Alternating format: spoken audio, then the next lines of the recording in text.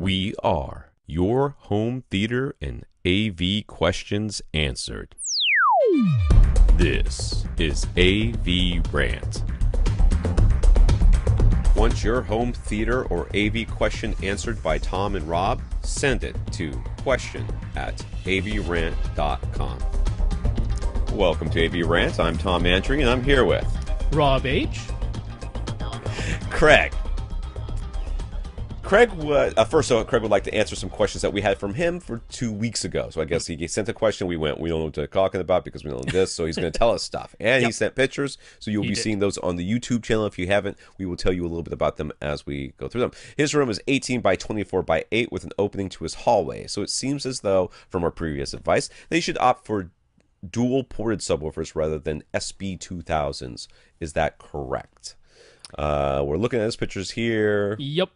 So it's, the back is open to the kitchen area, and I guess what would be the dining area, although it doesn't really look like it's set up to be a dining area at the moment. But, open to a hallway next to the kitchen. There are doors at the end of the hallway that he can close, but, he's dealing with a fair amount of cubic footage, more than the 3,000 or 3,500 cubic feet that the SB2000 could pressurize on its own. So, yes, I would definitely say go for some PC or PB2000 subs. Those should be sufficient for that space. In your room, I would probably recommend PC2000s because it doesn't look like... It looks like floor space is going to be at a premium, and dude, that PB2000 is big. Mm-hmm. We're going to hear about it from Byron in a couple of weeks. So we're definitely going to hear about it from Byron's wife. All right. So, yeah, you're going to want the PC2000. So regarding his ADS-L710 speakers, and these were older speakers, if I remember correctly. 30 years old, yep. And he was trying to figure out whether he was going to buy Polks or something. Is that right? No, he was going to buy either SVS or Aperion, but he was thinking he might get these repaired. So you were asking, how do you know they need repairs? Okay. Well, that sounds like something I would say. Yeah. One tweeter is not producing any sound. Well, that would be broken. So he found a repair person who is familiar with ADS speakers and who he suggested updating the crossover with new capacitors. Craig himself does not know if the crossover is actually having any problems. Regardless, the cost to repair the speakers would be quite a bit less than the $2,000 he's considering on spending on new front towers. Yeah, I mean... This guy's going to have to tell me something that makes me think that there's something wrong with the crossover. Like, is there rust? Right, yeah. True. I mean, capacitors do wear down in their ability to recharge and discharge, just like any cell does over time. So I assume he's just looking at the age and going, oh, you could probably use a replacement, but it doesn't mean you need them necessarily, but it's kind of hard to tell. Yeah, I would just say, dude, just swap it. And if you're going to swap out one tweeter, you should try to swap them both out. That's basically what if any... I think they did the same thing. RBH did the same thing when somebody had a tweeter blow. They sent out two tweeters. Yep. So they could, because then they knew the two tweeters were both from the same batch and they would have the same, more similar sound. So if you're going to switch out one, try to switch them both out, and if you can, and from similar batches, or the same batch if you can. So if you're going to get it fixed, I mean, if you love these speakers for 30 years, who am I to tell you to get something new? The Infinity subwoofer that produces a lot of port chuffing that he was talking about that we said that he should get rid of, he's nixed it. It's gone. It's dead. It's the end of that. I would like to think that he put it on a little raft and set the entire thing on fire and floated it over some cliff someplace. So anyways, he really likes to look in the driver layout of the Aperion Verus 2 grand speakers. So he's going to take our advice and audition them along with the SVS Ultra series speakers. He didn't exactly love the SVS satellites right away. He thought they sounded tight in the bass at first, but after many hours of listening, he likes their sound now. Maybe the speakers need to break in, he thought. Or maybe he was the one that got used to them. And the reality is it's the latter. You got used to them, and it's a completely normal thing. And we all do this. When you get brand new speakers, especially if they have a different sound than what you're used to, the difference is going to make you think that it's bad. It's just different. Right, because it's just different, yeah. That also makes me suspect that those older speakers, I mean, they might have been excellent in their day 30 years ago, makes me think maybe they got a little bit of flabby bass to them, if that's what you've been used to. Yeah. So, either the Aperions or the SVS, great to take advantage. Both of them free two-way shipping, so why not audition them? Keep the ones you like, send back the ones you don't. You're not out an extra penny. So that's a great plan to do that. And, I suspect everything will sound tighter, cleaner, better delineated. That's what I would expect. from both. Right. Oh, you're gonna, and this happens a lot too. People are like, well, you had these Sherwin Vega speakers that my dad gave me, and now I got these new speakers that cost a lot of money, but they don't have any bass. Yeah, Right. Yeah, that's not really the case. They don't have a boosted bass and accentuate. A bass that's hanging around far too long. Right.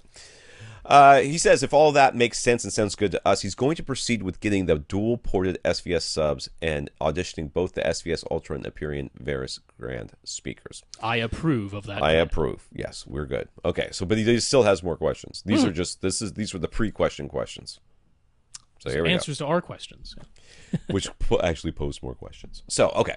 He doesn't have any acoustic treatments. Double curtains over his sliding glass door and a throw rug are the closest he's come to adding extra absorption. Any suggestions for him besides closing off his hallway with a door? I have to scroll back up to see these pictures because I can't see what Rob is showing all you people.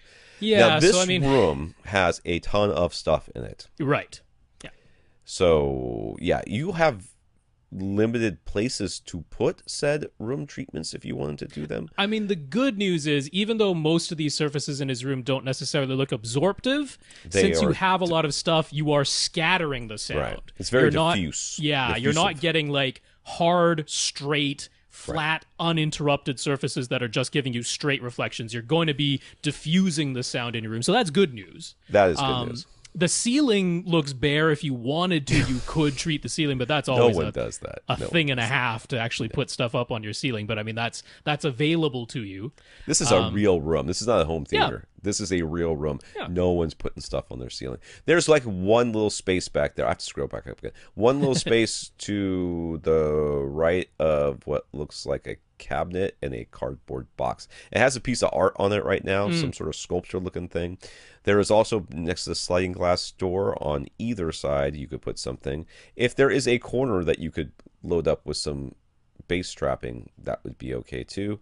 But the other thing I'm going to suggest here too, is that an island or is it a counter? Does he have a seated counter? It's not, right? It's just an island. Yeah, I think it's sort of like an island that looks like maybe it's extended into the rest of the kitchen. Yeah. It's a little bit hard to tell, but yeah. You might be able to put like some thin panels on that. Like on the underside, the on the other lower, side, yeah, the lower portion. Yeah, I mean, truthfully, this room concerns me less than some other rooms because, like I say, at least the sound is being diffused in here. It's being scattered. So chances are you don't have horrible, strong first reflections that are going to be competing with the direct sound. What we're really trying to get is direct sound that is clearly louder than the reflected sound, and scattering the sound achieves that to a fair degree as well. So yeah, I wouldn't overly worry about it. Honestly, the thing that bothers me most in here is the floor being tile. That you say a rug though. Yeah, he's got a rug in the front, so at least that's something. Yeah, I mean, you kind of really only have space in the sort of the upper corners, like the upper edges. Yeah, that's really. I mean, you could. There are like Gick offers what they call soffit traps. Right. That make it look like you have a soffit, except it's just a bunch of absorption. So, your corners, your top edges, if you want to replace the art on the back there with, say, a printed panel, by the front right speaker, you could put something to the side of that. I think it looks like a light switch or something over there, so that might be difficult. But I agree with Rob. I think that there's so much stuff in here, and that I don't see that it's going to be much. This is a case where you might add some absorption and really not notice a big difference. Yeah, I agree with that. Yeah, I agree with that. I have to scroll back down now. He says, from reading the specs and graphs, it appears as though sealed subwoofers can reach a bit lower than the ported versions. He's strongly leaning towards the PC-2000 for the size and based on recommendations, but he just wants to be sure he isn't giving up an extension to do so. I don't know where you're reading that, but it's when you're looking at the frequency response graphs, and it's a more gentle roll off at the bottom of a sealed sub, which is generally the case.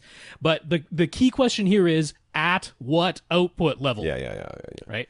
So what's happening is the PC-2000 can play significantly louder than the sealed version. It's just that when it reaches its lower limit, then it drops off very steeply below that. So it gets down to around 18 hertz and then drops off very steeply. Whereas the SB2000 plays, down to around 35-ish hertz and then starts to roll off gently.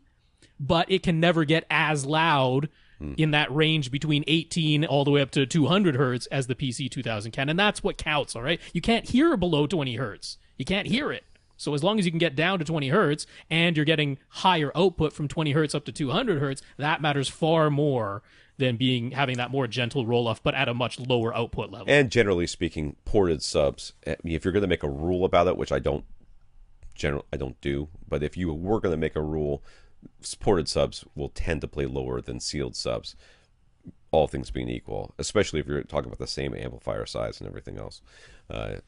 Yeah, at a given output level. At a given output level. So, you're not going to be giving up extension. Nope. So, even with the little SB-1000 he has right now, he has a pitcher that rattles. That's fun at first, but he needs suggestions to help stop the noise. Blue tack is a popular one. Any sort of putty sort of thing that you could put on stuff. I often buy rubber plumber's tape. Yep. It comes in the big roll. It's like in the box, and then it has a sticky side that has a coating, a backing on it. You peel the backing off, and what I do is I just cut. It lines, like there's like pieces of it lining all the door frames in this room, because my doors were rattling every time the subs were hitting. I can't remember what else it's lining in here, but I did have to do it to some light fixtures and behind some pictures in my Jackson Fellow house.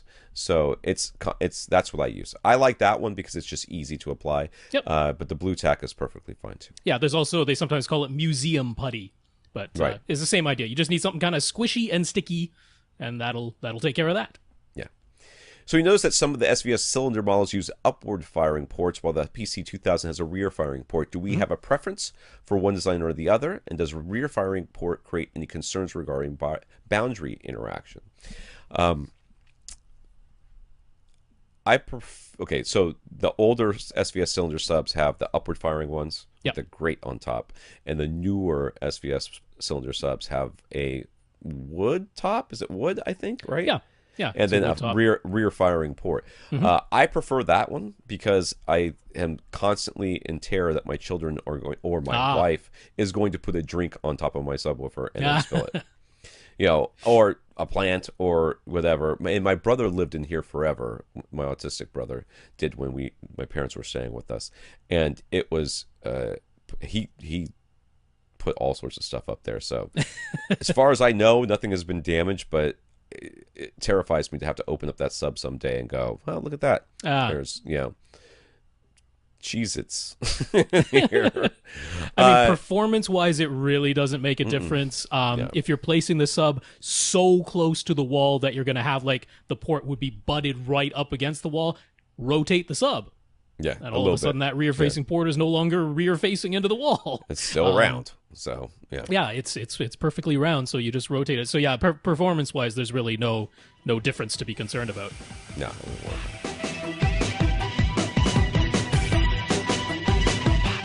Want your question answered? Send it to question@avrant.com.